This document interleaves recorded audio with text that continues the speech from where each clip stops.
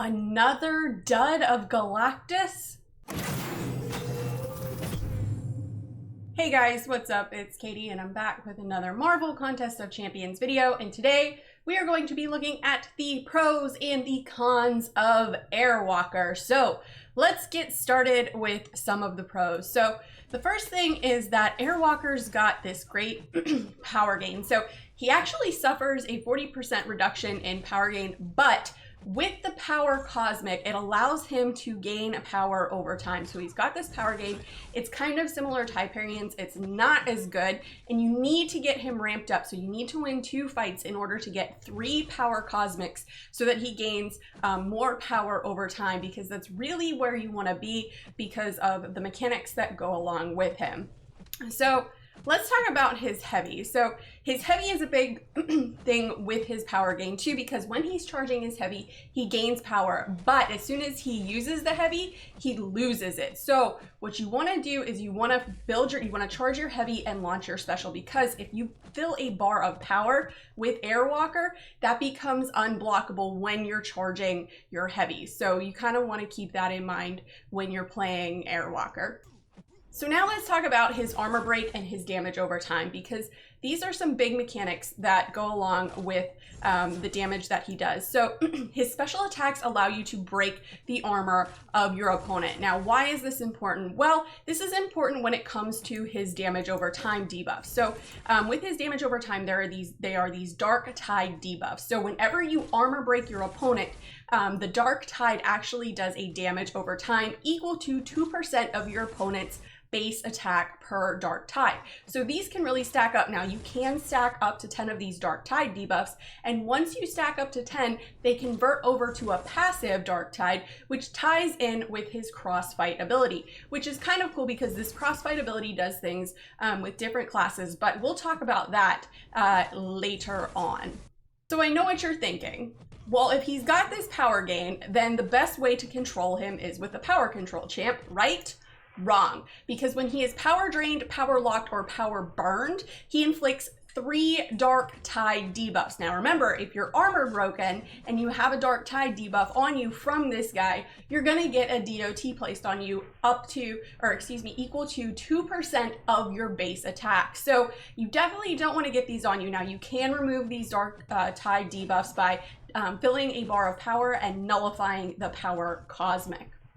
All right, let's talk about his special 3, because his special 3, I think, is one of the best in the game. I mean, he basically summons the power of a Galactus. Now, when he summons the power of Galactus, he removes the power cosmic. But I mean, look at this special 3 animation. It is legit. So once you launch your special 3, you get kind of these added effects that go along with it. So the first thing first is, like I said, the power cosmic is replaced with the power of Galactus for 20 seconds, which increases his armor rating, regenerates health, grants a ton of power. I mean, this guy really starts to feel power. He gains an unstoppable passive, and then each attack has a chance to deal burst of direct damage equal to 5% of the damage dealt per dark tide on the opponent. So this one, you really want to have those dark tides stacked. Let's look at his regen. So of course, here's the special 3 animation, which we watched, and it is good. Like, I'm not gonna lie. But this special 3, the regen off of it is great. It makes him really sustainable for questing, because so I'm down to what, about 80% health. So here you can see how much that I'm regenning back over time. So the more that this makes him really good for questing. The only problem here is he needs to be built up to, he needs to have 2 fights already under the belt so he can have the 3rd power cosmic, which allows him to launch the special 3. Otherwise, it's not gonna work out that great. Okay, so now that we talked about the pros, let's talk about some of the cons, right? Because there are some cons with him that I think really need to be brought into light. So the first thing is his base attack It sucks. It's one of the worst in the game. It's slightly above King Groot. And I mean, this is a 6-star rank 3. And I took him into Realm of Legends because that's kind of like where I like to just test damage out. And so after he was ramped up, it still took him about 150 hits to take down the mobs in Realm of Legends. And for a 6-star rank 3, that's not very good. There are 565s and there are even 550s that can do it in a shorter amount of time. So that's not the best damage in the game, that's for sure. So let's talk about his signature ability, Herald of the Destroyer. So it's a passive, obviously, and it inflicts a Dark Tide debuff on the opponent every 8 seconds. This is really important. He needs the dupe and he needs a high sig in order to get the Dark Tide debuffs on quicker, because the faster you get them on, the faster it converts into a passive. So, and you want to get that passive on for the crossfight ability, which I mentioned earlier, and we'll talk about here in a second. But you really need to get those Dark Tide debuffs on to help you out in fights to come.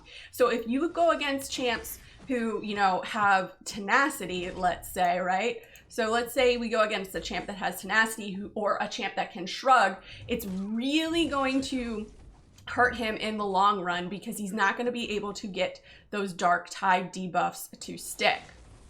And another thing is he needs 3 fights in order to be ramped up efficiently. So if you can't get him ramped up, he's not really worth it. He's definitely more of a defensive champion than an offensive champion, just because not only does his attack suck, but the way that he is made. So in order to get the special 3 on offense, he needs to be built up over a series of fights. But if he's on defense, he automatically gets the special 3. Not like automatically, obviously, but the special 3 mechanic is built in. So let's talk about this cross-fight effect. So it causes these different effects on different classes, and it's basically when you convert the Dark Tide into the Dark Tide passive. So it carries it over to the next fight.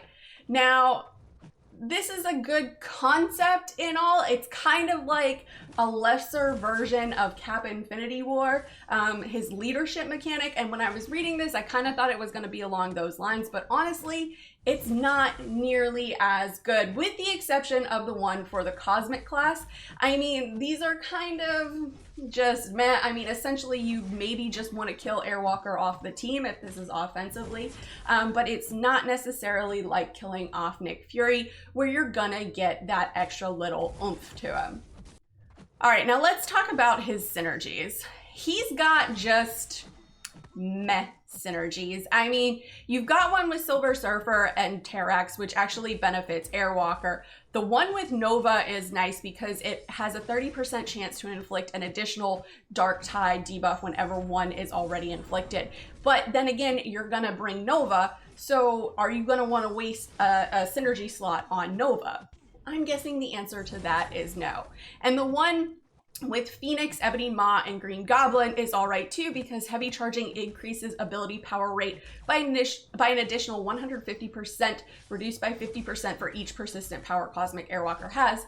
But again, are you going to really want to bring Ebony Maw, Phoenix, or Green Goblin on your attack team? Probably not. And one more thing is this character has a really built-in heavy mechanic, right? The heavy mechanic is a huge part of his utility, but he's another one of those champions where the heavy is short-reaching, and that's not something you want when a character or a champion is so heavily dependent upon it. If the heavy was longer-reaching, I think it would be better, but in this case, it's just not. Now, he is good as a defensive champion, but honestly, he has almost no utility offensively. So this is strictly just a defensive champ, and I'm not a fan of champs that are only built for defensive purposes. I like champs with more utility, so that might be a little bit of a preferential con to me. And also another one that's kind of my opinion on him is he's clunky to play. He doesn't have a very smooth play style. I find him clunky. I'm just kind of not really a big fan of his play style. So overall, Airwalker is just one of those champions who is built mainly for defense. While he does have some interesting mechanics like the power of Galactus, Kabam could have really done something really cool here and given him more of a Cap Infinity War type feel with the crossfight ability of the Dark Tide passive, but instead they just kind of made it a meh type thing and they made him strictly a defensive champ. So with that being said, how would I rate Airwalker? Well, I'm going to have to give Airwalker 4 out of 10 candies. While he is interesting and does have some cool mechanics, like I said before, like the unblockable heavy and the power gain with it, he's just one of those champs that really is just solely for defensive purposes, and it brings me back to how Terrax was. So, but anyways, guys, that's all that I got. Let me know in the comments below, what do you think of Airwalker? Do you think he is worth going for in the crystals or in the arena? Do you think he's more of a defensive champ or an offensive champ? Let me know in the comments below and let's discuss. As always, guys, thanks so much for watching. If you guys liked what you saw and you want to see more, please remember to like and subscribe, follow me on Instagram and Twitter, and hit me up in the Discord chat. Thanks, guys. Bye.